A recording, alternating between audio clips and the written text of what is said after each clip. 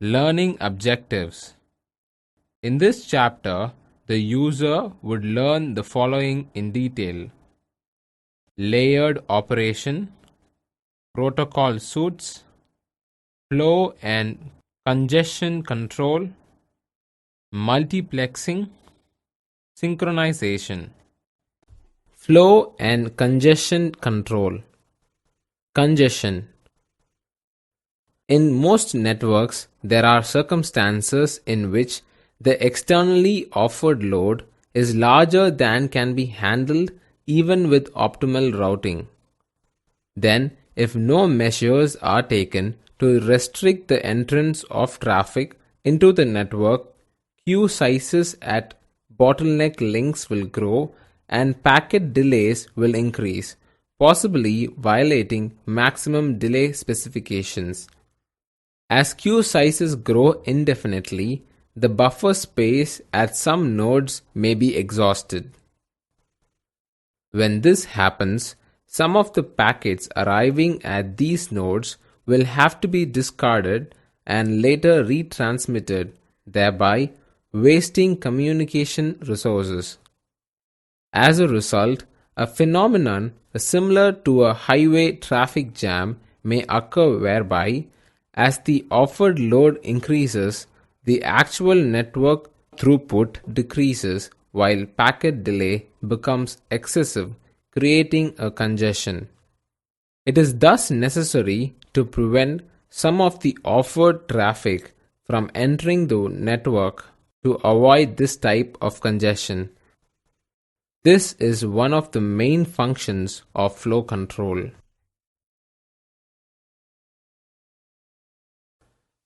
Congestion control. Sometimes necessary between two users for speed matching, that is, for ensuring that a fast transmitter does not overwhelm a slow receiver with more packets than the latter can handle. Congestion control is the process for regulating the packet population within the subnetwork. Flow control. A need for flow control arises whenever there is a constraint on the communication rate between 2 points due to limited capacity of the communication lines or the processing hardware. Thus, a flow control scheme may be required between two users at the transport layer, between a user and an entry point of the subnet network layer, between two nodes of the subnet network layer, between two gateways of an interconnected network internet layer. Approaches to flow control. 1. Call blocking. Here, a session is simply blocked from entering the network. Its access request is denied. Such control is needed when the session requires a minimum guaranteed data rate that the network cannot provide due to limited uncommitted transmission capacity. Voice telephone network and circuit switched networks use flow control of this type. A call blocking option is also necessary in integrated voice, video, and data networks, at least with respect to those sessions requiring guaranteed rate. One may admit a session only after a negotiation of some service contract, for example, an agreement on some service parameters for the session's input traffic, maximum rate, minimum rate, maximum burst size, priority level, etc. 2. Packet discarding. When a node with no available buffer space receives a packet, it has no alternative but to discard the packet. Packets may be discarded while buffer space is still available if they belong to sessions that are using more than their fair share of some resource, are likely to cause congestion for higher priority sessions are likely to be discarded eventually along their path and so on. If a packet has to be discarded anyway, it might as well be discarded as early as possible to avoid wasting additional network resources unnecessarily. When some of a session's packets are discarded, the session may need to take some corrective action depending on its service requirements.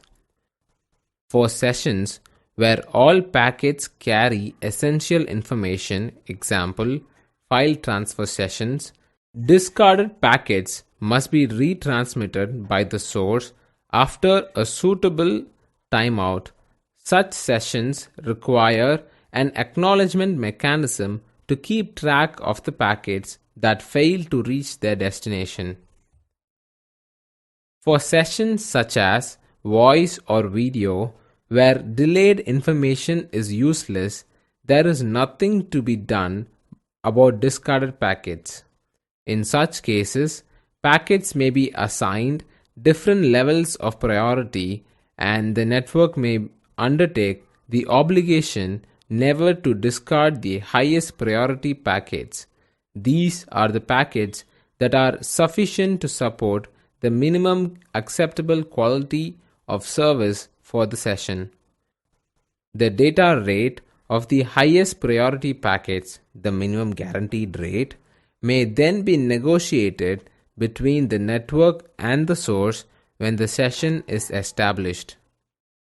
This rate may also be adjusted in real time depending on the congestion level in the network. 3. Packet blocking. When a packet is discarded at some node, the network resources that were used to get the packet to that node are wasted. It is thus preferable to restrict a session's packets from entering the network if after entering they are to be discarded. If the packets carry essential information, they must wait in a queue outside the network, otherwise they are discarded at the source. In the latter case, the flow control scheme must honor an agreement on a minimum guaranteed rate that the session may have negotiated when it was first established. 4. Packet scheduling. In addition to discarding packets, a subnetwork node can exercise flow control by selectively expediting or delaying the transmission of the packets of various sessions.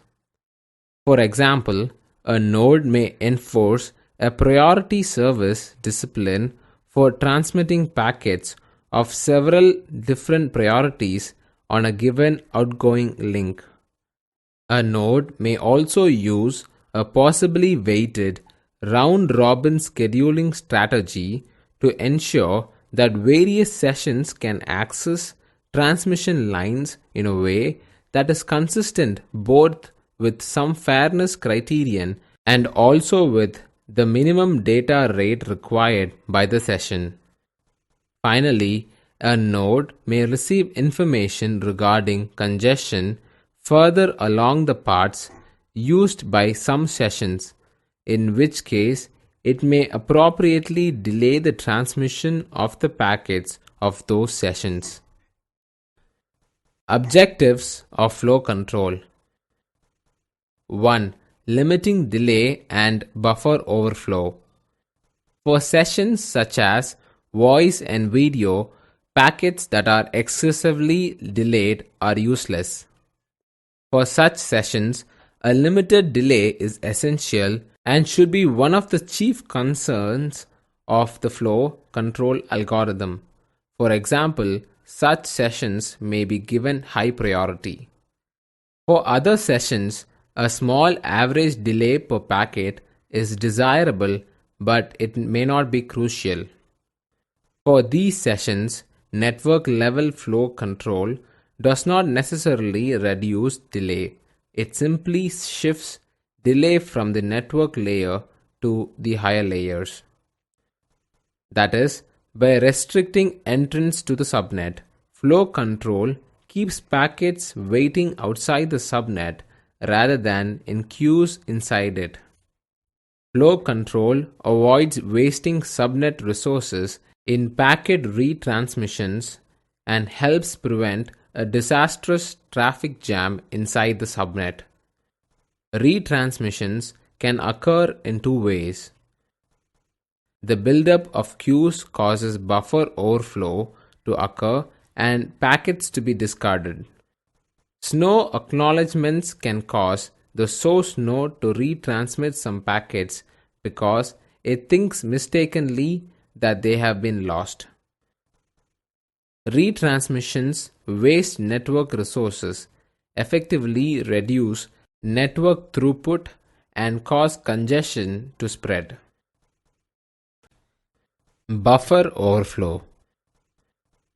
With buffer overflow, some sessions can capture almost all the buffers and nearly prevent other sessions from using the network.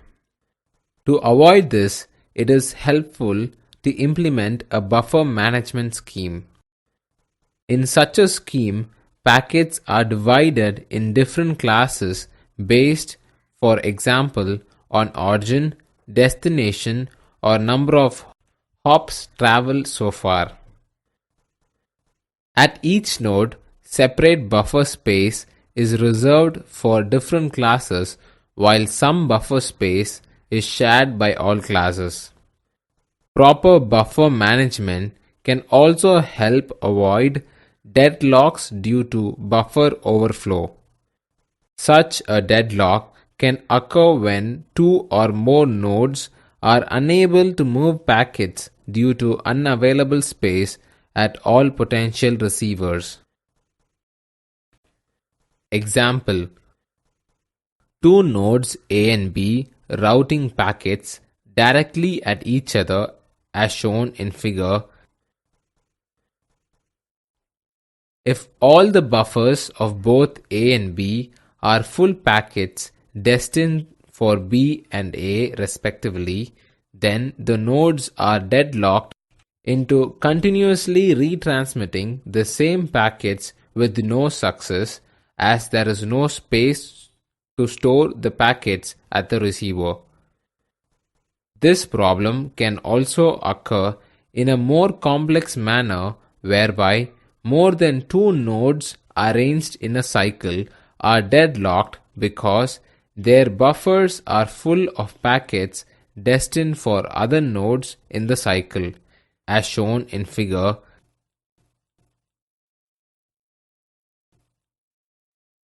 There are simple buffer management schemes that preclude this type of deadlock by organizing packets in priority classes and allocating extra buffers for packets of higher priority.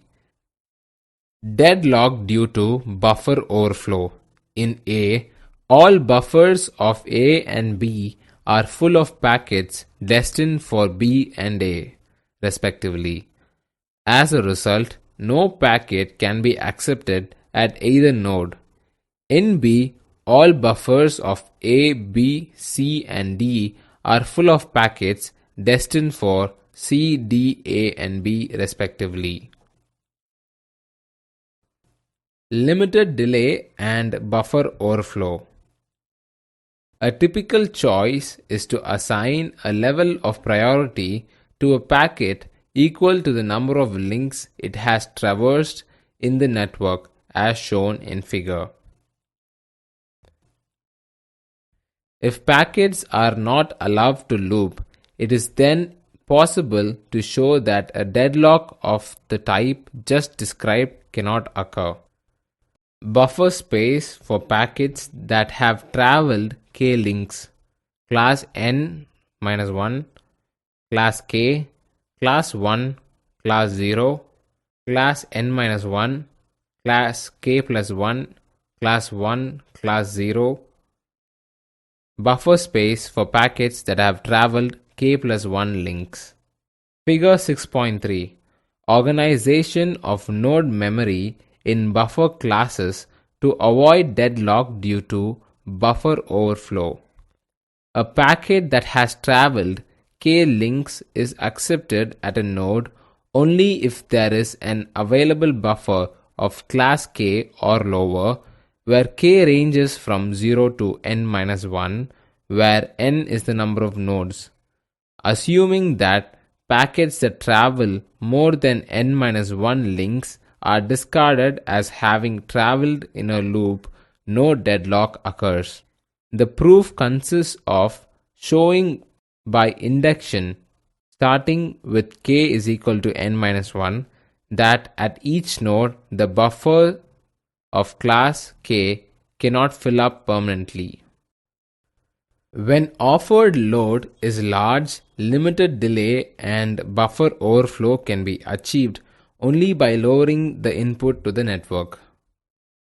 Thus, there is a natural trade-off between giving sessions free access to the network and keeping delay at a level low enough so that retransmissions or other inefficiencies do not degrade network performance. Flow control should not be exercised at all when network delay is below some critical level, and under heavy load conditions should reject as much offered traffic as necessary to keep delay at the critical level. Neither delay nor throughput can be represented meaningfully by single numbers in a flow control context. Objectives of flow control. Fairness. When offered traffic must be cut back, it is important to do so fairly. The notion of fairness is complicated. However, by the presence of different sessions priorities and service requirements, for example, some sessions need a minimum guaranteed rate and a strict upper bound on network delay. Thus, while it is appropriate to consider simple notions of fairness within a class of similar sessions, the notion of fairness between classes is complex and involves the requirements of those classes. Even within a class, there are several notions of fairness that one may wish to adopt. N-link user, 1 unit per second, n links each with capacity 1 unit per second, single link user 1 unit per second, single link user 1 unit per second, single link user 1 unit per second, single link user 1 unit per second. Figure 6.4. Example showing that maximizing total throughput may be incompatible with given equal throughput to all sessions. A maximum throughput of n unit per second can be achieved if the n link session is shut off completely. Giving equal rates of half unit per second to all sessions achieves a throughput of only n plus 1 by 2 units per second. The example in above figure illustrates some of the contradictions inherent in choosing a fairness criterion. There are n plus 1 sessions, each offering 1 unit per second of traffic along a sequence of n links with capacity of 1 unit per second. One session's traffic goes over all n links, while the rest of the traffic goes over only one link. A maximum throughput of n units per second can be achieved by accepting all the traffic of the single link sessions while shutting off the n link session. However, if the objective is to give equal rate to all sessions, the resulting throughput is only n plus 1 the whole divided by 2 units per second. Alternatively, if the objective is to give equal resources to all sessions. The single link sessions should get a rate of n divided by n plus 1 units per second, while the n link session should get a rate of 1 divided by n plus 1 units per second. Layered operation. Computer networks. When two or more computers are interconnected via a communication link, the set of computer stations is called as computer network. The computers can be geographically located anywhere.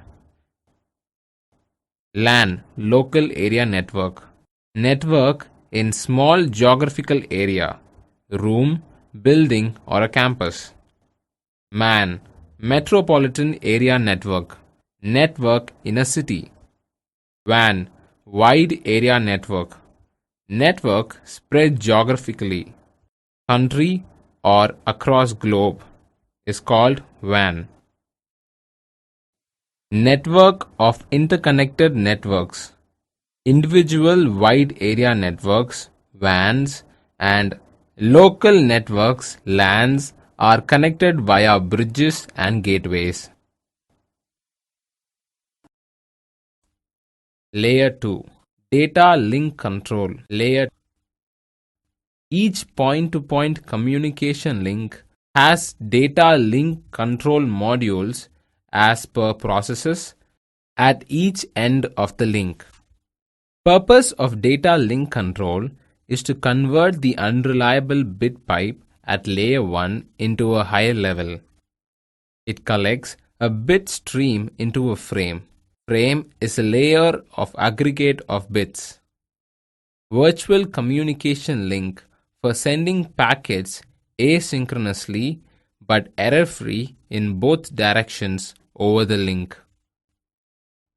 The communication at this layer is asynchronous in two ways. First, there is a variable delay between the entrance of a packet into the OLC module at one end of the link and its exit from the other end. Second, the time between subsequent entries of packets into the OLC module at one end of the link is also variable. It takes input into data frames, then it is transmitted sequentially and also process acknowledgement frames sent by receiver. Common networking components that function at layer 2 include network interface cards, Ethernet and token ring switches, bridges. The MAC sublayer. There is a need for an intermediate layer to manage the multi-access link so that frames can be sent by each node without constant interference from the other nodes. This is called medium access control, MAC. It is usually considered as the lower sublayer of layer 2, with the conventional DLC considered as the higher sublayer. Figure below illustrates the relationship between these layers. The service provided by the MAC to the DLC is that of an intermittent synchronous bit pipe. Function of the MAC sublayer is to allocate the multi-access channel so that each node can successfully transmit its frames without undue interference from the other nodes. Virtual Reliable Packet Link, DLC, DLC, MAC, DLC, Virtual Bit Pipe, MAC, Modem, MAC, Modem, Physical Multi-Access Medium. Figure 1.10. Layering for a multi-access channel. The physical medium is accessed by all three users, each of whom hears the transmitted signals of the others. The DLC sublayer sees virtual point-to-point bit pipes below it. The MAC sublayer sees a multi-access bit pipe, and the modems access the actual channel. Layer 3. Network layer. The network layer of the OSI model provides an end-to-end logical addressing system so that a packet of data can be routed across several layer 2 networks. Transport layer ensures the reliable arrival of messages and provides error checking mechanisms and data flow controls, and provides services for both connection mode transmissions and for connectionless mode transmissions. Network layer addresses can also be referred to as logical addresses. The Internet Protocol IP addresses can make networks easier to both set up and connect with one another. The Internet uses IP addressing to provide connectivity to millions of networks around the world. To manage the network and control the flow of packets, many organizations separate their network layer addressing into smaller parts known as subnets. Network layer. When passing packets between different networks, it may become necessary to adjust their outbound size to one that is compatible with the layer 2 protocol that is being used. The network layer accomplishes this via a process known as fragmentation. Two of the additional functions of the network layer are diagnostics and the reporting of logical variations in normal network operation. While the network layer diagnostics may be initiated by any network system, the system discovering the variation reports it to the original sender of the packet that is found to be outside normal network operation. If the calculation done by the receiving system does not match the value sent by the originating system, the receiver discards the related packet with no report to the sender. Retransmission is left to a higher layers protocol. The network layer at a node or site can receive packets from a DLC layer for each incoming link and, in case of a site, from the transport layer.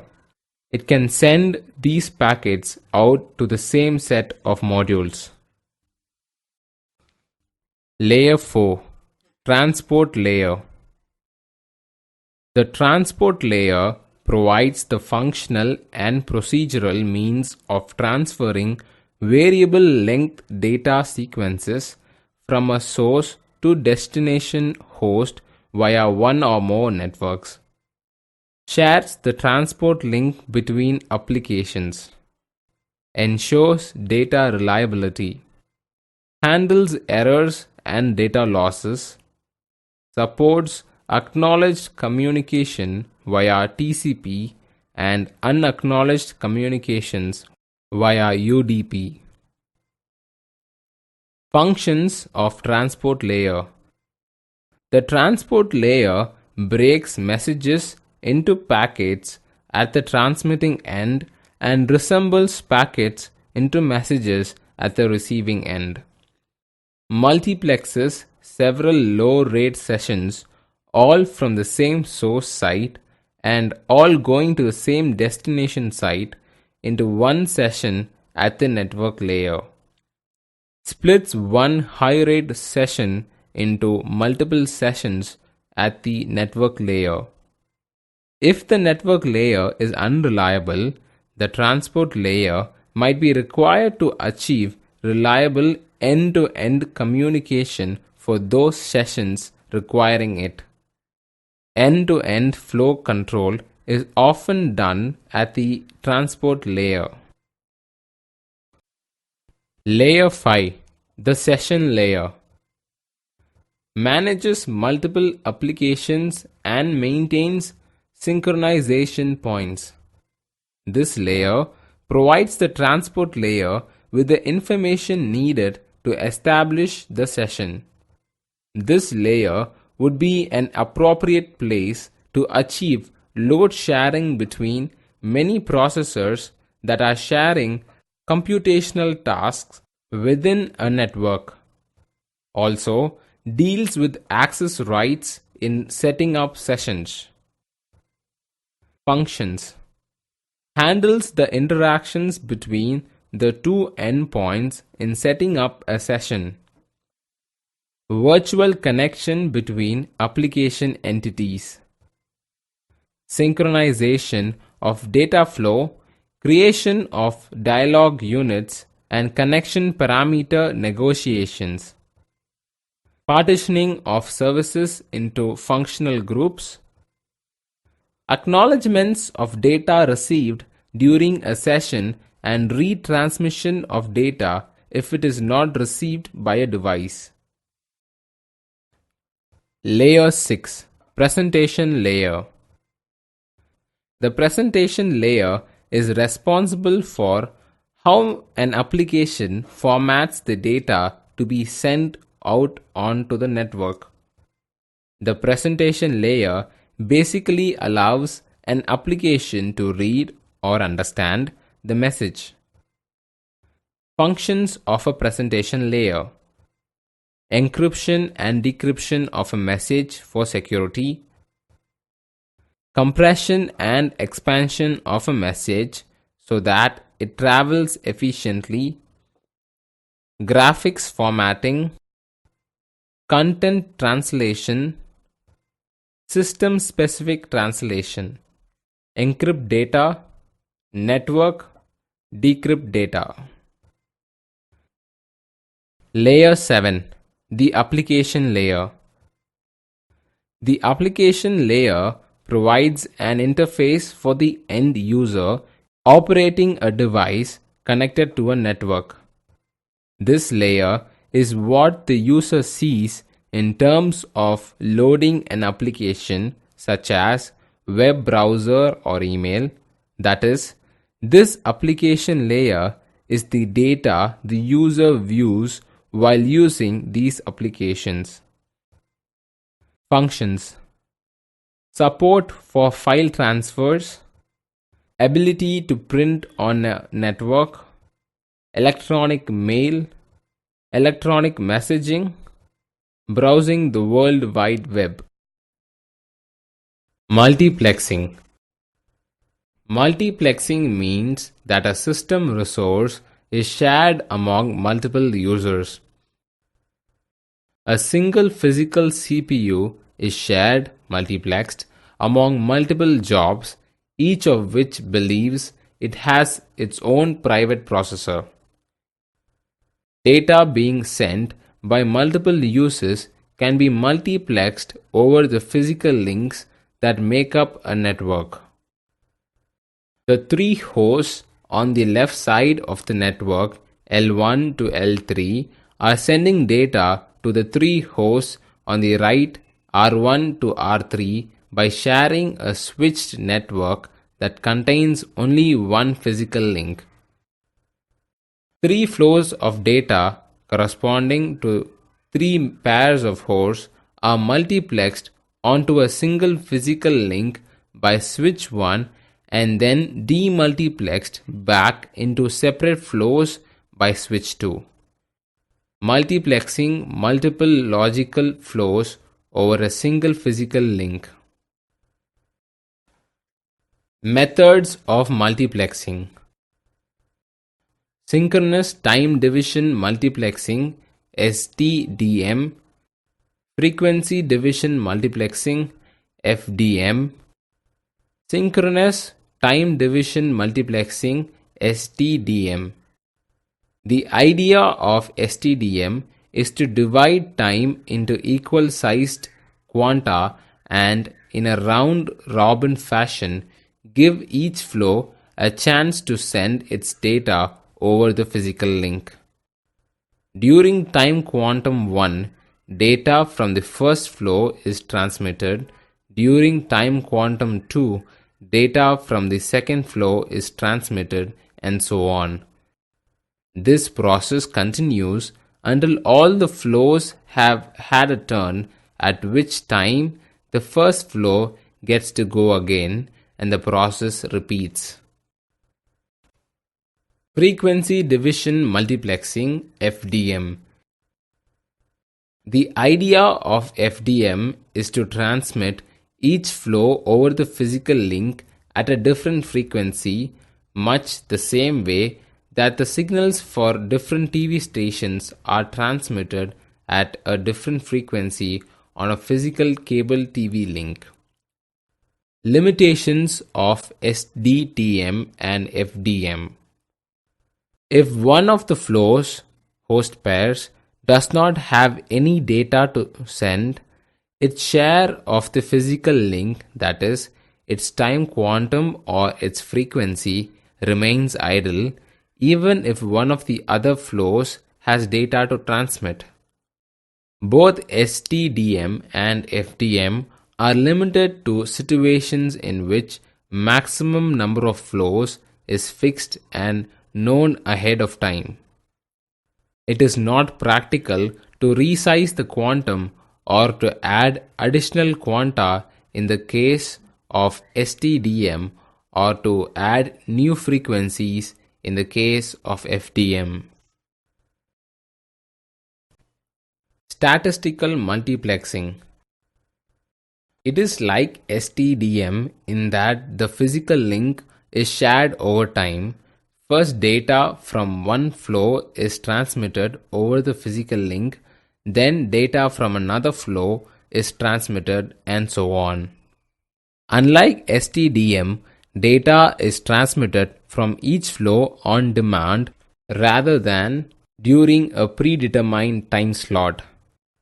If only one flow has data to send, it gets to transmit that data without waiting for its quantum to come around, and thus without having to watch the quanta assigned to the other flows go by unused.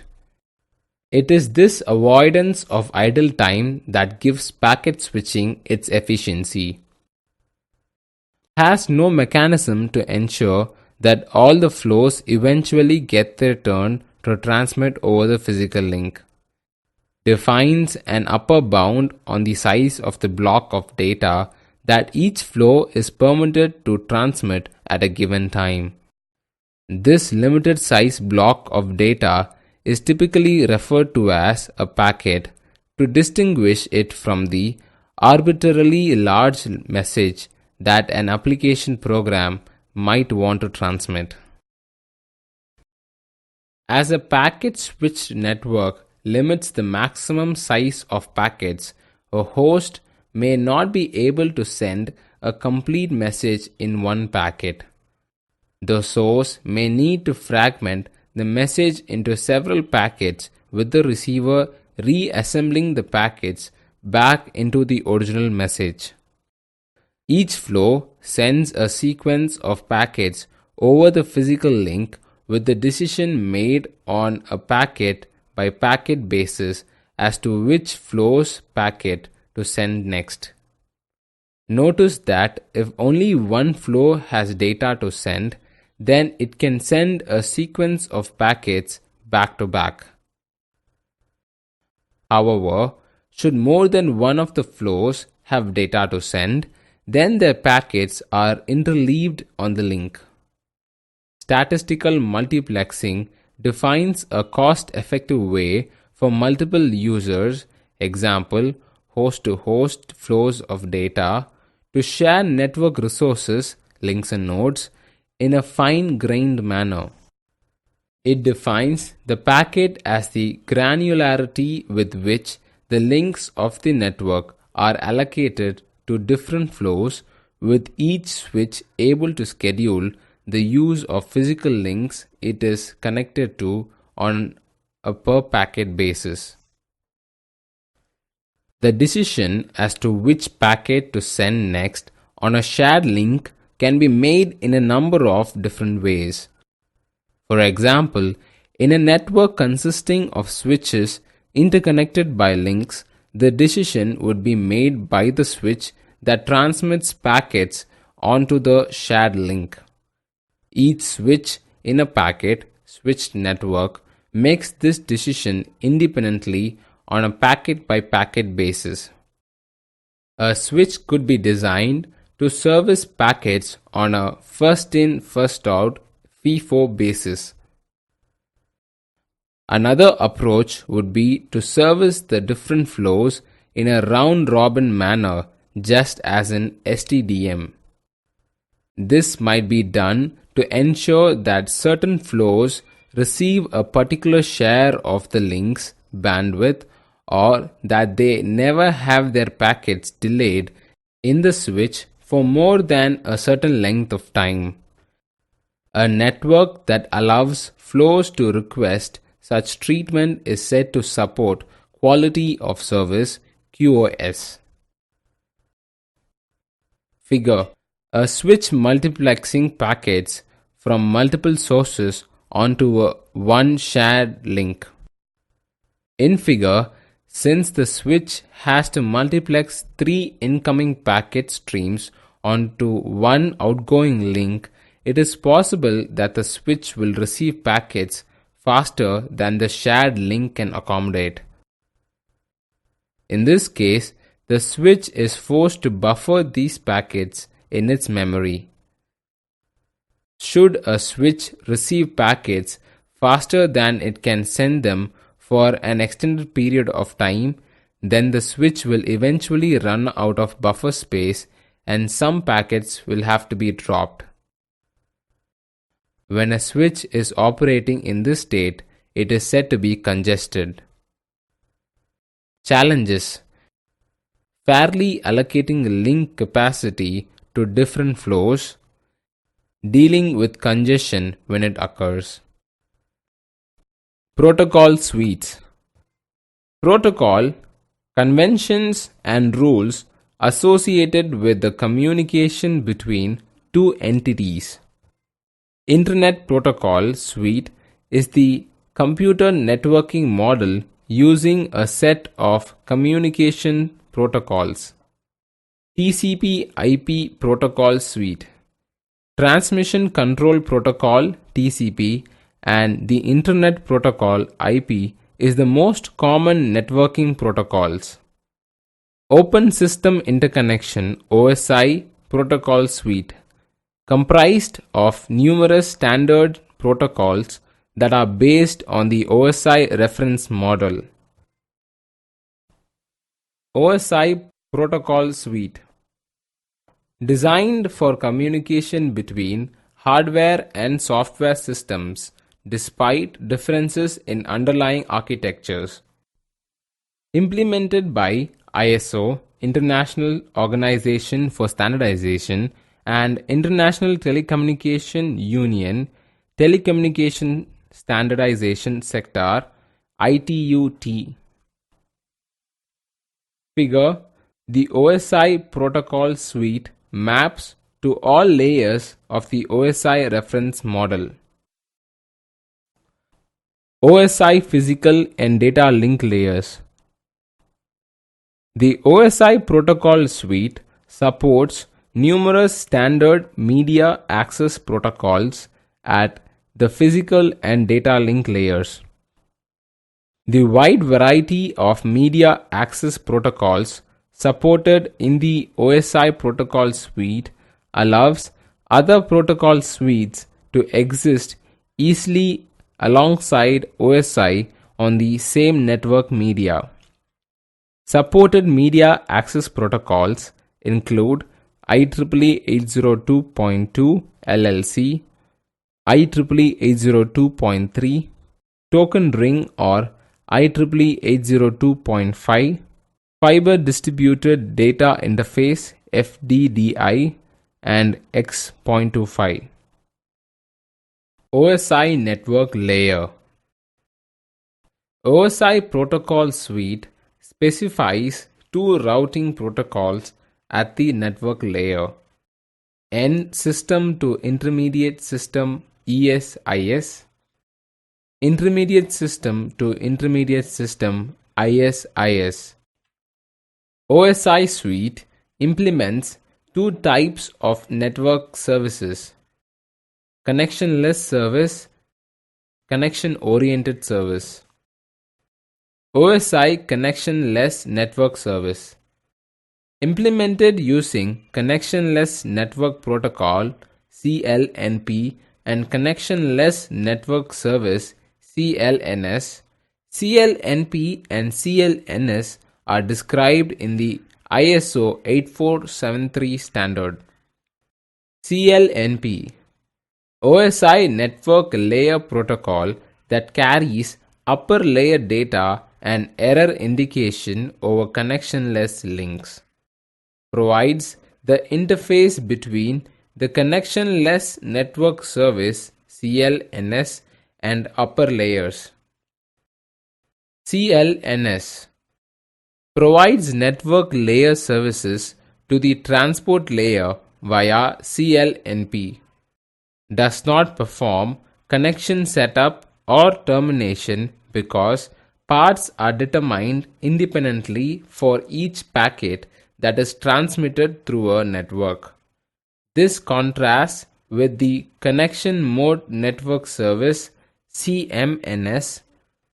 CLNS provides best effort delivery, which means that no guarantee exists that data will not be lost, corrupted, misordered, or duplicated.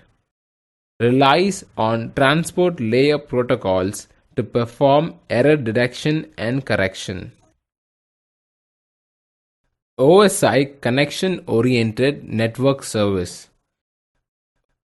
implemented by using the Connection-Oriented Network Protocol (CONP) and Connection Mode Network Service (CMNS). CONP: an OSI network layer protocol that carries upper layer data and error indications over connection-oriented links. Based on the X.25 Packet Layer Protocol (PLP) and is described in the ISO 8208 standard X.25 Packet Layer Protocol for DTE. Provides the interface between CMNS and upper layers. Network layer service that acts as the interface between the transport layer described in the ISO 8878 standard. CMNS performs functions related to the explicit establishment of paths between communicating transport layer entities. These functions include connection setup, maintenance, and termination, and CMNS also provides a mechanism for requesting a specific quality of service QoS. This contrasts with CLNS. OSI protocols transport layer. The OSI protocol suite implements two types of services at the transport layer: connection-oriented transport service, connectionless transport service. 5 connection-oriented transport layer protocols exist in the OSI suite, ranging from Transport Protocol Class 0 through Transport Protocol Class 4. Connectionless transport service is supported only by Transport Protocol Class 4. Transport Protocol Class 0 TP0. The simplest OSI transport protocol performs segmentation and reassembly functions. Transport Protocol Class 1 TP1 performs a segmentation and reassembly and offers basic error recovery. sequences protocol data units PDUs and will retransmit PDUs or reinitiate the connection if an excessive number of PDUs are unacknowledged. Transport Protocol Class 2 TP2 performs segmentation and reassembly as well as multiplexing and demultiplexing data streams over a single virtual circuit. Transport Protocol Class 3 TP3 offers basic error recovery and performs segmentation and reassembly in addition to multiplexing and demultiplexing data streams over a single virtual circuit. Also, sequences PDUs and retransmits them or reinitiates the connection if an excessive number are unacknowledged. Transport Protocol Class 4 TP4 TP4 offers basic error recovery, performs segmentation and reassembly, and supplies multiplexing and demultiplexing of data streams over a single virtual circuit. Sequences PDUs and retransmits them or reinitiates the connection if an excessive number are acknowledged. Provides reliable transport service and functions with either connection-oriented or connection-less network service based on the Transmission Control Protocol TCP in the Internet Protocol Suite. OSI Protocols Session Layer.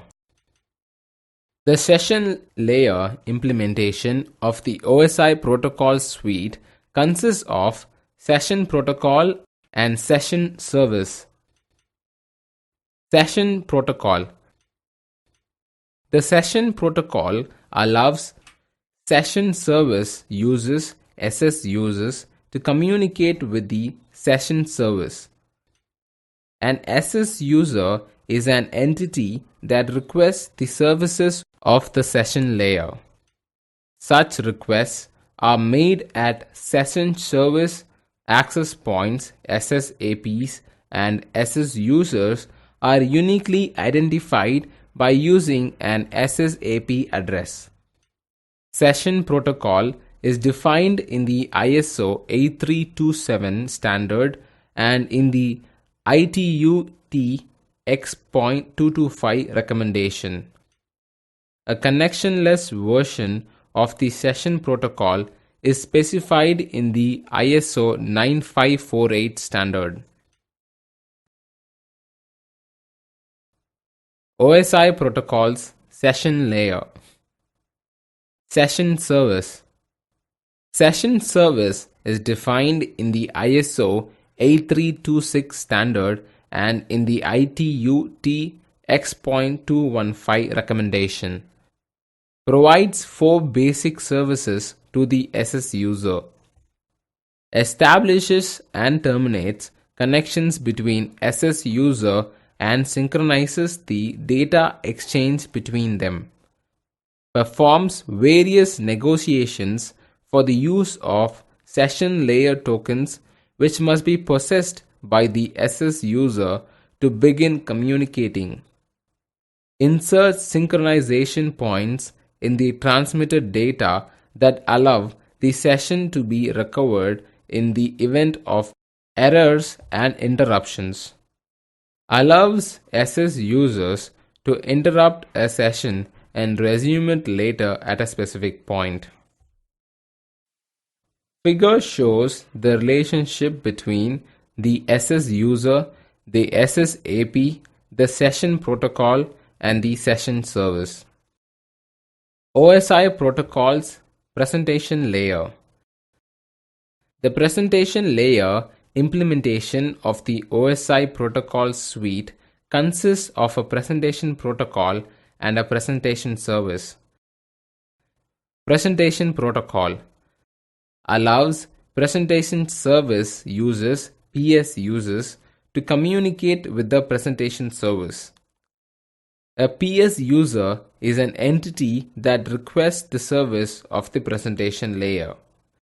Such requests are made at presentation service access points (PSAPs). PS users are uniquely identified by using PSAP addresses. The OSI presentation protocol is defined in the ISO 8823 standard and in the ITU-T X.226 recommendation. A connectionless version of the presentation protocol is specified in the ISO 9576 standard. Presentation service negotiates transfer syntax and translates data to and from the transfer syntax for PS users, which represent data using different syntaxes used by two PS users to agree upon the transfer syntax that will be used. When a transfer syntax is agreed upon, presentation service entities must translate the data from the PS user to the correct transfer syntax. The OSI presentation layer service is defined in the ISO 8822 standard and in the ITU-T X.216 recommendation. OSI protocols application layer. The application layer implementation of the OSI protocol suite consists of various application entities. An application entity is the part of an application process that is relevant to the operation of the OSI protocol suite. An application entity is composed of the user element and the application service element ASE. TCP/IP protocol suite. The TCP/IP protocol suite maps to a four-layer conceptual model known as the DARPA model, which was named after the US government agency that initially developed TCP/IP. The four layers of the DARPA model are application, transport, internet, and network interface. Each layer in the DARPA model corresponds to one or more layers of the 7-layer OSI model. Network interface layer. The network interface layer, also called the network access layer, sends TCP/IP packets on the network medium and receives TCP/IP packets off the network medium. TCP/IP was designed to be independent of the network access method, frame format, and medium. TCP/IP can be used to communicate across different network types that use LAN technologies such as Ethernet and 802.11 wireless LAN and WAN technologies such as frame relay and asynchronous transfer mode ATM. The network interface layer of the DARPA model encompasses the data link and physical layers of the OSI model. Internet layer. The TCP/IP protocol suite has two sets of protocols at the internet layer. The IPv4, also known as IP, is the internet layer in common use today on private intranets and the internet. IPv6 is the new internet layer that will eventually replace the existing IPv4 internet layer. The internet layer responsibilities include addressing, packaging, and routing functions. The internet layer is analogous to the network layer of the OSI model. The core protocols for the IPv4 Internet layer consist of the following. The Address Resolution Protocol (ARP) resolves the Internet layer address to a network interface layer address, such as a hardware address. The Internet Protocol is a routable protocol that addresses, routes, fragments, and reassembles packets. The Internet Control Message Protocol (ICMP) reports errors and other information to help you diagnose unsuccessful packet delivery. The Internet Group Management Protocol (IGMP) manages IP multicast groups. The core protocol for the IPv6 Internet layer consists of the following. IPv6 is a routable protocol that addresses and routes packets. The Internet Control Message Protocol for IPv6 ICMPv6 reports errors and other information to help you diagnose unsuccessful packet delivery. The Neighbor Discovery (ND) protocol manages the interactions between neighboring IPv6 nodes. The Multicast Listener Discovery (MLD) protocol manages IPv6 multicast groups. Transport Layer. The transport layer, also known as the host-to-host transport layer, provides the application layer with the session and datagram communication services. The transport layer encompasses the responsibilities of the OSI transport layer. The core protocols of the transport layer are TCP and UDP. TCP and UDP operate over both IPv4 and IPv6 Internet layers. TCP provides a one-to-one connection-oriented, reliable communications service. TCP establishes connections, sequences, and acknowledges packets sent and recovers packets lost during transmission. UDP provides a one-to-one or one-to-many connectionless, unreliable communications service.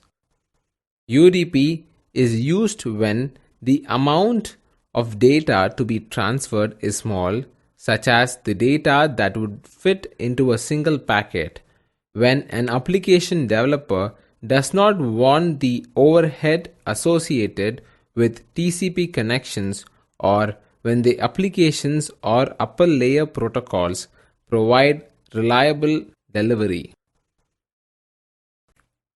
Application layer. The application layer allows applications to access the services of the other layers, and it defines the protocols that applications use to exchange data.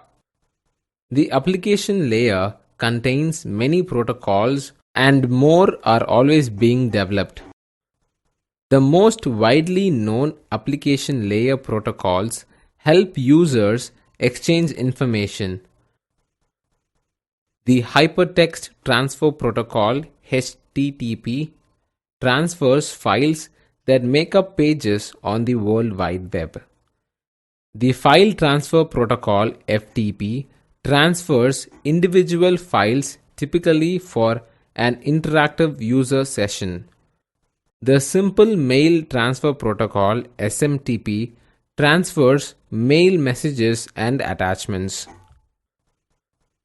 The following application layer protocols helps user and manage TCP/IP networks. The Domain Name System (DNS) protocol resolves a host name such as www.microsoft.com to an IP address and copies name information between DNS servers. The Routing Information Protocol (RIP) is a protocol that routers use to exchange routing information on an IP network. The Simple Network Management Protocol (SNMP) collects and exchanges network management information between a network management console and network devices such as routers, bridges, and servers. Synchronization. The main function of Layer 5 session layer is synchronization. It is to provide a way for the session users to establish connections called sessions and transfer data, possibly using half duplex over them in a safe and orderly manner, even if the end computers fail and reboot. This is necessary because though the transport layer can recover from network layer intermediate node failures, it cannot always recover from some problems if an end computer fails and reboots. On transferring a database file from one end computer to another, an acknowledgement is sent back. Unfortunately, this can happen before the destination application has written the received data to disk. If the destination transport layer reboots, it will receive a restart request from the source. But since the source thinks it knows how much data has been received at the destination, it will not bother to resend it. The problem is that the two end applications do not handshake that the data sent got completely handled by the destination application. This is called synchronization. Session layer allows a process to add checkpoints which are considered as synchronization points into a stream of data. Example, if a system is sending a file of 800 pages, adding checkpoints after every 50 pages is recommended. This ensures that 50-page unit is successfully received and acknowledged. This is beneficial at the time of crash, as if a crash happens at page number 110, then there is no need to retransmit 1 to 100 pages. Conclusion. In this chapter, we have covered the following in detail: layered operation, protocol suites, flow and congestion control, multiplexing, synchronization.